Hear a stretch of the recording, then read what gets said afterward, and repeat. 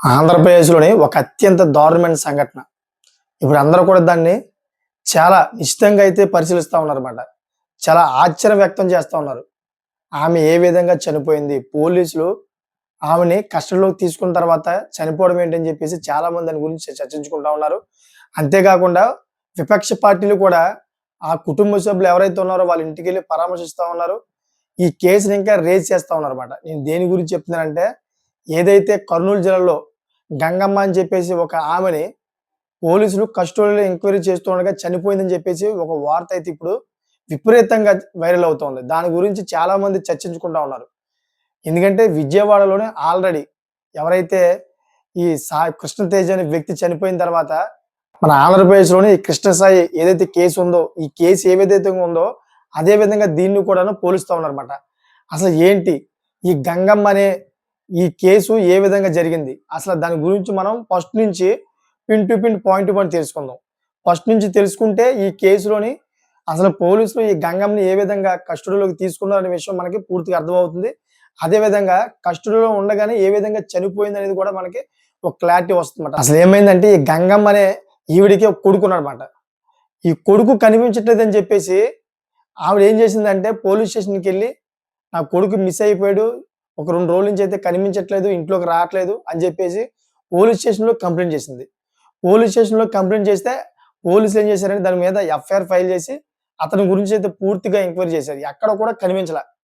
లాస్ట్‌కి కనిపించపోయేటప్పటికి గంగమ్మని అండర్‌లోకి తీసుకున్నారన్నమాట. అసలు మీ కొడుకుని ఎప్పుడు చూసావు?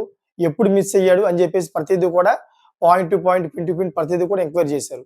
సో ఇటువంటి క్రమంలోనే గంగమ్మ వేరే వ్యక్తితో వివాహేతర సంబంధంతో ఉన్నట్లుగా అయితే పోలీసులకు తెలిసింది. ఎప్పుడైతే ఇలాగా గంగమ్మ వేరే వ్యక్తితో వివాహేతర సంబంధంగా ఉన్నట్లుగా అయితే తెలిసిందో పోలీసులైతే వీళ్ళిద్దరిని అనుమానించారన్నమాట. అంటే గంగమ్మ అదే విధంగా ఈ ప్రియుడు ఎవరైతే ఉన్నారో వీళ్ళిద్దరిని కూడా అనుమానించి వీళ్ళిద్దరిని కూడా కస్టడీలోకి తీసుకొని వీళ్ళిద్దరిని అయితే పూర్తిగా విచారించారు. ఇటువంటి సమయంలోనే ఏదైతే గంగమ్మ ఉందో గంగమ్మ చనిపోయిందని చెప్పేసి కస్టడీలో ఎంక్వైరీ జరుగుతున్నప్పుడు చనిపోయిందని చెప్పేసి తెలుస్తోందన్నమాట. సో దీని గురించి ఎప్పుడైతే విపరీతంగా అయితే చర్చ నడుస్తా ఉంది. సో ఏ విధంగా చనిపోయిందని కొంతమంది విపక్ష పార్టీలు కొంతమంది చెప్తా ఉన్నారు ఏంటంటే ఈ గంగమ్మ అదే విధంగా తన ప్రియుడు ఎవరైతే ఉన్నారో వాళ్ళిద్దరిని కూడాను మీ ఇద్దరే చంపేశారు అతనని చెప్పేసి ఒప్పుకోవాలని చెప్పేసి పోలీసులు చిత్రహింసలు పెట్టారని చెప్పేసి ఈ విధంగా చంపేశారని ఈ విపక్ష పార్టీలు చెబుతూ ఉన్నాయి. సో ఇక్కడ చూసుకుంటే గంగమ్మ ఒకవేళ తన కొడుకుని నిజంగానే చంపితే గనక ఎందుకు పోలీస్ స్టేషన్‌కి వస్తది? ఒకసారి ఆలోచించండి మీరు. అంతేకాకుండా గంగమ్మ హైకోర్టులో ఎందుకు కేసు వేస్తది? ఇక్కడ గమనించాలన్నమాట. ఎందుకంటే ఒకవేళ పోలీసులు ఎంక్వైరీ చేస్తే ఈ పోలీసుల్లోనే అక్రమ సంబంధం అనేది బయటపడతది. బయటపడిందంటే మా ఇద్దరివే చంపేవని తెలిసిపోద్దని చెప్పేసి అనుమానం వస్తది కదా! మరి అలాంటప్పుడు పోలీస్ స్టేషన్‌లో ఎందుకు ఇది కంప్లెయింట్ చేస్తది కొడుకు గురించి? అంటే ఇక్కడ మనం ఒకసారి గమనిస్తే గనక కొడుకుని గంగమ్మ చంపి ఉండదని నాకు అనుమానం అనిపిస్తుందన్నమాట. ఎందుకంటే ఒకవేళ గంగమ్మ చంపితే గనక ఈ ఇద్దరు వివాహేతర సంబంధం అంటే ఇద్దరు కూడా ఏకాంతంగా ఉన్నప్పుడు కొడుకు చూసాడని అప్పుడు అందుకనే అడ్డం వస్తారని చెప్పి చంపేశారని చెప్పి చిత్రీకరించారని చెప్తా ఉన్నారన్నమాట. సో అలాగా ఒకవేళ వీళ్ళు చంపితే గనక పోలీస్ స్టేషన్‌కి వెళ్లి కంప్లెయింట్ చేస్తే ఈ వివాహేతర సంబంధం అనేది బయటపడతది. నేను దొరికిపోతా అని చెప్పి ఒక డౌట్ రావాలి కదా గంగమ్మకి. అలా ఎళ్ళదు కదా! అంటే ఇక్కడ ఏంటంటే కొడుకుని గంగమ్మ చంపలేదని చెప్పేసి కొంతమంది చెబుతా ఉన్నారు. ఇది 100% కావాలనే బలవంతంగా గంగమ్మని ఎంక్వైరీలోని మీరు ఒప్పుకోండి అని చెప్పేసి బలవంతంగా ఒప్పించే క్రమంలోనే ఈ గంగమ్మ చనిపోయిందని చెప్పేసి చాలామంది విపక్ష నేతలు అదేవిధంగా ఎవరైతే కుటుంబ సభ్యులు ఉన్నారో కుటుంబ సభ్యులు కూడా వాపోతూ ఉన్నారు. ఇక్కడ ఇంకో ట్విస్ట్ ఉందన్నమాట. ట్విస్ట్ ఏంటంటే వాళ్ళ కుటుంబ సభ్యులు దగ్గర దగ్గర 200 మంది దాకా ఉన్నారంట. వాళ్ళెవ్వరికి కూడాను ఈ డెడ్ బాడీ అప్పజెప్పకంటాను పోలీసులే ఈ గంగమ్మ అంత్యక్రియలు పూర్తి చేసేసారని చెప్పేసి చెబుతా ఉన్నారు. మరి ఎంతవరకు కరెక్టో తెలీదు. అది ఎంక్వైరీకి తేలుతది. అయితే ఇప్పుడు రాష్ట్రంలోని ఒక సంచలన విషయం అన్నమాట. అది ఏ విధంగా అంటే ఇప్పుడు ఏదైతే ఈ గంగమ్మ అదేవిధంగా తన ప్రియుడు ఉన్నాడు కేసు ఉంది కదా! ఈ కేసుని ఇప్పుడు హైకోర్టు పూర్తి వివరాలతో మొత్తం అంతా కూడా మాకు సమర్పించాలని చెప్పేసి కోర్టు ఆదేశించింది. పోలీసులకి మాట. ఏదైతే ఆళ్ళు ఎంక్వైరీ చేశారో వాళ్ళకి. సో ఇప్పుడు ఆ ఎంక్వైరీ అంతా కూడాను వాళ్ళు హైకోర్టు చూసుకుంటది. హైకోర్టు ఇప్పుడు సీబీఐకి గాని అప్పజెప్తే గనక సీబీఐ మొత్తం అంతా కూడా తేలుస్తదన్నమాట. ఇది నిజంగానే పోలీసులు తప్పిదం ఉందా? లేకపోతే సహజంగానే గంగమ్మ చనిపోయిందా?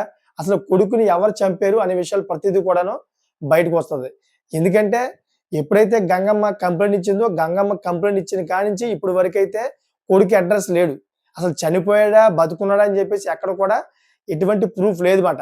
కానీ గంగమ్మ మాత్రం చనిపోయింది. దీని గురించి ఇప్పుడు విపక్ష పార్టీలు కూడా ఏమంటున్నాయి, సీబీఐని మీరు తీసుకొస్తే సీబీఐలోని పోలీసులు తప్పిదం ఉందా లేదని చెప్పేసి క్లియర్‌గా తెలిసిపోద్ది అని చెప్పేసి విపక్ష పార్టీలు అంటా ఉన్నాయి. ఎందుకంటే రీసెంట్‌లీగానే విజయవాడలోని ఈ కృష్ణ సాయి అనే వ్యక్తి చనిపోయాడు. అది కూడా పోలీసుల కస్టడీలోనే చనిపోయాడు. దాని గురించి కూడా ఇప్పుడు క్లియర్‌గా అయితే తెలుస్తోంది. దాని గురించి ఈ నాగరాజు సీఐ నాగరాజు గారిని కూడాను అరెస్ట్ చేయడం జరిగింది.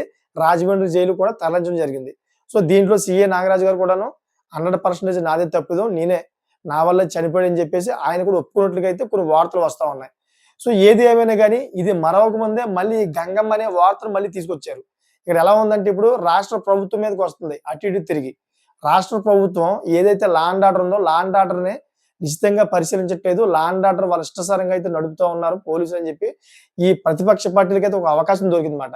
ఇప్పుడు ప్రతిపక్ష పార్టీలు వాళ్ళకి మంచి అవకాశం ఇచ్చినట్లుగా అయితే అయిందన్నమాట. వాళ్ళు ప్రతి దాంట్లో కూడాను నిశితంగా చూసుకుంటూ pin to pin, point to point అందరిని కూడా ప్రశ్నిస్తా ఉన్నారు. ప్రభుత్వాన్ని కూడా ప్రశ్నిస్తా ఉన్నారన్నమాట. సో, ఈ విధంగా అయితే గంగమ్మ కేసునైతే హైప్ చేస్తా ఉన్నారు. ఈ గంగమ్మ కేసులోని ఇప్పుడు సీబీఐ వస్తే గనక 100% ఎవరి తప్పనేది క్లియర్‌గా తెలిసిపోద్దన్నమాట. సో, వేచి చూద్దాం. ఈ వీడియో చేయడానికి ప్రధానమైన కారణం అన్నమాట. ఎందుకంటే ఎవరైనా గాని తెలిసి తెలియక తప్పు చేస్తే 100% అది తప్పే అవుతుంది. ఎందుకంటే కోర్టులు ఒప్పుకోవు. ఇప్పటిదాకా మంచి వ్యక్తే కాదనట్లేదు. ఇప్పటిదాకా సమాజానికి మంచి సేవ చేసిన వ్యక్తే కాదనట్లేదు. కానీ నువ్వు కావాలని చేసిన తప్పు అది అనిపించిందనుకోండి కోర్ట్‌కి, అది 100% తప్పవుద్దన్నమాట. ఇప్పటి వరకు నువ్వు నిక్కచ్చిగా నువ్వు అన్నీ కూడా సత్యాలు చేసినా గాని, నువ్వు కావాలని ఒక మనిషిని చంపేస్తే అది నిజంగా తప్పవుద్దన్నమాట. నువ్వు 100 ఒప్పులు చేసినా గాని, ఆ 100 ఒప్పులన్నీ కూడాను తుడిచికిపోతాయి. ఒక తప్పు నువ్వు కావాలని చేసిందే అక్కడ పైకి కనిపిస్తదన్నమాట. అందుకనే ఎన్ని నువ్వు ఒప్పులు చేసినా గాని ఒక్క తప్పు కూడా చేయకూడదు. ఒక్క తప్పు చేస్తే మొత్తం నీకు చాప్టర్ క్లోజ్ అయిపోద్ది. ఇప్పుడు ఎందుకంటే సీఐ నాగరాజు గారి వ్యవహారం అదే అయింది. సీఐ నాగరాజు గారి గురించి చాలా మంది జెనెటిక్ ఆఫీసర్ అని, నిజంగా జెన్యూన్ ఆఫీసర్ అని చాలా మంది వాళ్ళ యొక్క ఉద్దేశాలు చెబుతూ ఉన్నారు. ఆయన వచ్చిన తర్వాత విజయవాడ పరిసర ప్రాంతాల్లోని గంజా బ్యాచ్ అంతా కూడా కొంచెం కంట్రోల్‌గా ఉందని చెప్పేసి చాలా మంది చెబుతూ ఉన్నారు. అంతవరకు బాగానే ఉందన్నమాట. కానీ ఇప్పుడు సీఐ నాగరాజు ఉద్దేశపూర్వకంగానే ఈ కృష్ణ సాయినైతే చంపాడని చెప్పేసి ఒప్పుకోవడంతోటి ఇప్పుడేమైంది ఆయన చేసిన ఏదైతే ఉద్యోగం ఉందో దాంట్లో నిజాయితత్వంతో కూడా తుడిచిపోయింది మొత్తం. ఇప్పటి వరకు సంపాదించుకున్న పేరు ఏదైతే ఉందో ఆ పేరంతా కూడా తుడిచిపోయిందన్నమాట. ఇప్పుడు అంతా కూడా రివర్స్ అయింది కదా! ఎందుకంటే ఉద్దేశపూర్వకంగానే ఒక మనిషిని చంపాడు. అది చాలా పెద్ద తప్పు అని చెప్పేసి అందరూ కూడా గలమెత్తుతా ఉన్నారు. అంతేకాకుండా కోర్టు కూడా వదలదన్నమాట. ఎందుకంటే ఉద్దేశపూర్వకంగానే ఏ వ్యక్తిని కూడా చంపకూడదు. ఉద్దేశపూర్వకంగా ఏ తప్పు చేయకూడదన్నమాట. ఇక్కడ ఆ పనే చేశారు నాగరాజు గారు. దానివల్లే ఇప్పుడు ఆయన సర్వీస్‌లో సంపాదించుకున్న ఒక మంచి పేరంతా కూడా మొత్తం తుడిచిపోయిందన్నమాట. ఇప్పుడు గంగమ్మ విషయంలో కూడా ఒకవేళ పోలీసులు నిజంగానే ఉద్దేశపూర్వకంగా చేస్తే గనక వాళ్ళు నిజంగానే మంచి పేరు సంపాదించుకున్నా గాని ఈ విషయంలో చెడ్డ పేరు వచ్చే అవకాశం ఉంది. 100% చెడ్డ పేరు వచ్చే అవకాశం ఉందన్నమాట. ఎందుకంటే కోర్ట్ 100% ప్రూఫ్స్ సేకరిస్తది. ప్రూఫ్స్ 100% పోలీసులు చంపారని చెప్పేసి, పోలీసుల వల్ల చనిపోయిందని చెప్పేసి ఈ క్లారిటీ వస్తే మాత్రం 100% కోర్టు వాళ్ళకి శిక్ష విధిస్తది. వాళ్ళ ఉద్యోగాలు కూడా పోతాయన్నమాట. దీంట్లో ఒకవేళ సీబీఐ మాత్రం వస్తే 100% ఎవరి తప్పనేది కూడా క్లారిటీ వచ్చేస్తది. ఇది ఈ విధంగా అయితే మన ఆంధ్రప్రదేశ్‌లోని కొన్ని సంఘటనలు ఇప్పుడు విపరీతంగా అయితే చర్చనీయాంశంగా మారాయి. దీని మీద మీకేమనిపిస్తుందో కామెంట్ చేయండి. అసలు గంగమ్మ ఏ విధంగా చనిపోయింది? పోలీసులు కస్టడీలో ఎంక్వైరీలో ఉండగా చనిపోయిందా? లేకపోతే గంగమ్మకి ఏమైనా అయిందా? అనే విషయం మీకేమైనా అనిపిస్తే గనక కామెంట్ చేయండి. ఎందుకంటే చాలా మంది ఈ వీడియో చూడడానికి వస్తా ఉంటారు. వీడియో చూడడానికి వచ్చినప్పుడు ఆ కామెంట్స్ ఏవైతే ఉన్నాయో ఆ కామెంట్స్ అన్ని కూడా చదువుతూ ఉంటారన్నమాట.